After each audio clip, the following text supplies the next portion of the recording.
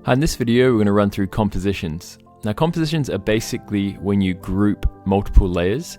So what we can do is simply left click and select multiple layers on the canvas or on the timeline. And once it's selected, you can right click and group. And now we've got these multiple layers inside one group or a composition, and you can go ahead and resize them and animate the whole group of layers. Now once you create a composition or a group, you'll be able to see that you can now see the elements inside the group on the settings panel for your main group. So this enables you to quickly make edits without having to go inside the group. So let's say you want to replace the media, you can go ahead and select a different video. Let's go back over here, and you can also make adjustments to the text. Let's say you want to type in, for example, groups. You can go ahead and just type it here. And if you want to go into more options, you can simply click on the label. So for the text, you can simply select text, and you can make edits to the text. You can change the font, and you've got a whole bunch of other settings here as well. Now if you want to make more advanced editing, what you can do is go into the group by simply double clicking on the group, and now you'll be able to see that you're inside the group and you can make adjustments to each individual layer.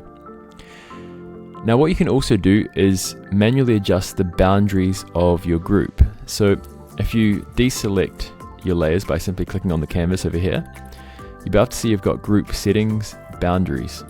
So what I can do is basically select a different type of resolution. Let's say I want to go with Facebook, and that gives me a square resolution for my boundaries. You can also edit manually the boundaries of your group by simply selecting this like so. I'm going to go ahead with Facebook, so I've got a square resolution. And I'm going to go back over here to my main timeline, and you'll be able to see that there isn't really anything updated on the canvas, but you can now see that the boundaries are square like so. So what we can do is, to be able to make the most of the boundaries, is simply select masked over here. And when you mask the group, you'll be able to see now that the media or layers outside of the boundaries that we created are now hidden. And this is really cool because you can also, once you mask a group, you can go ahead and adjust the border radius like so. And with a square, you can make it into a circle like this. And if I go back into the group and I select this layer, I'm going to go ahead and add a position animation.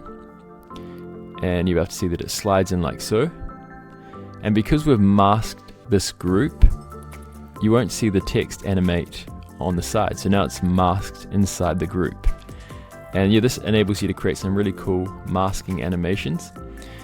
And yeah, basically gives you some more options in working with your groups. So those are the main options in working with groups. You can also add animations onto your groups as well to animate a whole bunch of layers together. And yeah, this is just a quick tutorial on working with compositions.